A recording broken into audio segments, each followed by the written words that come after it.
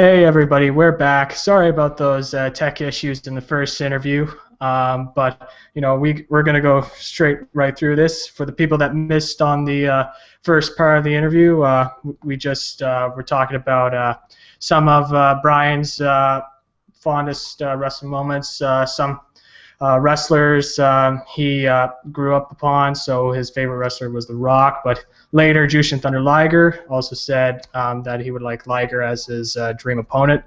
And talk about reality of wrestling, how he got into the reality of wrestling, and his relationship with Booker T, and learning so much from Booker T. So continuing from there, knowing Booker T. Because he was on Friday Night SmackDown a bunch. He's quite often famous for some of his famous catchphrases, such as "shucky ducky quack quack" and all that. Does he say those kind of phrases around the gym or training? Yeah, definitely, man. It's like it's the same Booker, pretty much, you know. So he says, "shucky ducky quack quack" when a female wrestler walks into the ring and all that. Nah, I don't know about that, but whenever he sees like something, whenever it's going down, the situation's getting heated, he just gets that oh shucky ducky quack quack. So Yeah. I mean that's the signal when you know it's going down, man. Yeah, absolutely, absolutely. So anyways, speaking of heat, how must it feel knowing that your bosses are essentially one of the greatest tag teams of all time, the Harlem Heat? It's amazing, man. I mean, not just that, he's you know 5-time WCW champion, though. So it's like even just learning, tag team aspect, singles aspect, just all his knowledge. Period. Just getting it from him is definitely an honor and a blessing. I'm definitely grateful for it. That's for sure. Yeah, absolutely. And when you're about to go into into a reality of wrestling ring, what's your mindset going into the ring? I just really, man, I know that things in there could get pretty dangerous. So I just, I usually pray before I go in, and I give it up to God, man. I let him just use me, just go through that ring and perform. I just get in that mindset to where, I'm just gonna use my body to its fullest extent and give it all I got every time. Absolutely, absolutely. And what's it like wrestling with some of the other wrestlers on ROW? Is there any certain wrestler that you really like working with in the ring? Yeah, definitely, man. I could name them all pretty much, man. We all could go, that's for sure. And I love working with each and every one of them. Rockstar Robbie, Ruthless Ryan Davidson, Aiden Cristiano, Sergey Volkov, just any of them, anyone I can wrestle with, they're all great. So I enjoy working with each and every one of them. That's for sure. I actually just recently had that match with Jonathan Gresham also, and I enjoyed that a lot. Our styles meshed pretty easily. It was pretty good. Yeah, I saw that match on on the Reality of Wrestling YouTube channel. It was an awesome match. Kudos on your part for such an awesome match. But they mentioned in the broadcast that he was, sort of an international superstar. What's it like, wrestling different superstars around the world? That within itself, man, is just it's kind of unbelievable to me, man. Because like I'd watch, those guys on the internet, just, scout, see what's happening, what, other people are doing and things like that, just watching different matches because I'm always a fan. But just to see, their matches and actually get the experience to wrestle, those guys.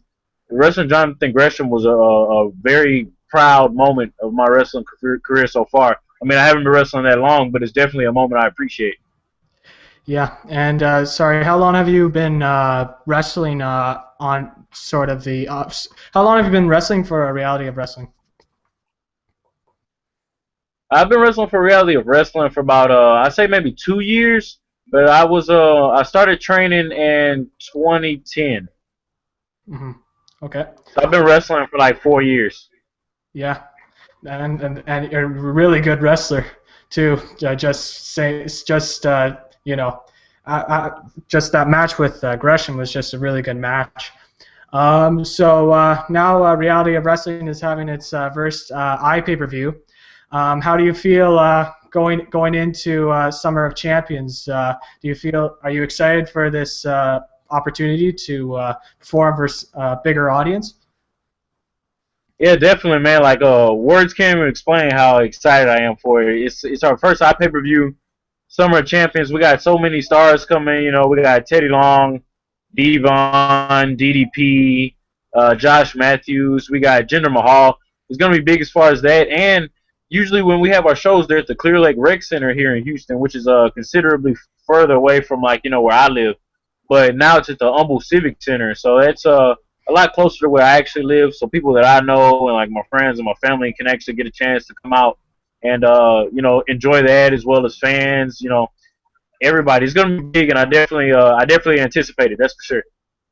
Yeah, and is there a match on the card currently? Because I know that the Samoan Beast is going to face Mysterious Q. How excited are you to see that kind of match play out at Summer of Champions? Man, only thing I can tell you, I feel like pulling one of Booker T's moves right about now. That oh shuck, he done quack quack, because I mean it's gonna go down, man. When you have a guy as big as the Beast, I mean he's Yeah. dominant, he's mean, got a mean streak, and he has the tutelage of Stevie Ray. Hmm. And then you have a premier athlete, Mysterious Q, like so phenomenal, mysterious within his own right, and the moves he can do, his agility is just off the charts, as well as the Beast's agility with his whole, Samoan moonsault. Like, that's even ridiculous. Like, some Yeah. people would probably say, oh, he's a big guy, so Q has the advantage because, Q has the agility. No, the Beast also can do a backflip, which exhibits agility. So, the possibilities are endless, man, and I can't wait. And it's inside of a steel freaking cage. Yeah, absolutely. That's going to be an awesome match to watch. Also, want to thank Mysterious Q for retweeting the link to our interview right now. Thank you, Mysterious Q. Hope you Yeah. do well in your title match. Absolutely. Shout out to Q. And yep. And you mentioned a bunch of names going to show up for Summer of Champions. DDP. Devon, Josh Matthews, Jinder Mahal, or all those guys. How must it feel seeing some of these guys who have performed for WWE come into Reality of Wrestling to really help out the Summer of Champions pay-per-view? It's amazing, man, to see, like, the level of professionalism and the support that we're just receiving, and people coming out and, wanting to be able to help and just make this Reality of Wrestling as big as what it actually can be. And, for me to even be around those guys, they've been in the business for that long. I'm definitely going to keep my ear to the ground, trying to hear everything I can, and, just take advantage of the whole situation. That's for sure. Absolutely. And do you have plans in the future to ever want to try out for WWE or TNA or any of those promotions? Yeah, man. Essentially, like, I'd love to wrestle for WWE. That was my dream, just to be able to finally have as my job, the thing I love. And, like, my dad once told me, if, if you get a job that you love to do, you'll never have to go to work a day in your life. And that's just one thing that stuck with me. I love wrestling, so why not do it as my job? So I can really put my all into it, and I wake up in the morning and be like, dang, I got to go to this 9 to 5, or dang, I got to go drive this taxi cab around or something like that. But actually, my place I definitely wanted to go to was Japan initially, just because I seen some of the greatest wrestlers ever. They wrestle in Japan and they come back to the States, and it seems like they're just so different. They have like a mystique about them. They learn so much, and the discipline and the skill that they have when they come back. So either WWE or Japan is definitely on top of my list. Definitely, and just a little bit of an interesting question here. You mentioned Japan, I just want to know an opponent you would like to face from Japan. an opponent you'd like to face from WWE, and an opponent you'd like to face from TNA. Oh man, okay. All right. Before I answer that question, I was gonna make it clear that although I would like to wrestle for WWE and or either go to Japan, I do love where I'm at now, Reality of Wrestling, and I mean it's growing for sure. So I love where I'm at for sure. So I didn't want to make it seem like I want to go anywhere else. But, Yeah, no, absolutely but not, absolutely not. yeah.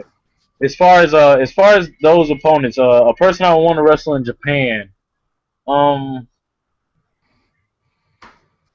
I like to wrestle, and I hope I don't say his name wrong or anything like that. But it's a guy named Katsuhiko Nakajima. Oh yeah, I've heard of him. Yeah, Yeah, that's an interesting story. Nakajima. I watched him a lot, and I've always liked his kick style and just the hard hitting. Same for like Kenta. He just recently got signed by WWE and stuff too. Yeah. But as far as WWE, the person I would like to wrestle, I'd like to wrestle Daniel Bryan, man. That'd be pretty cool.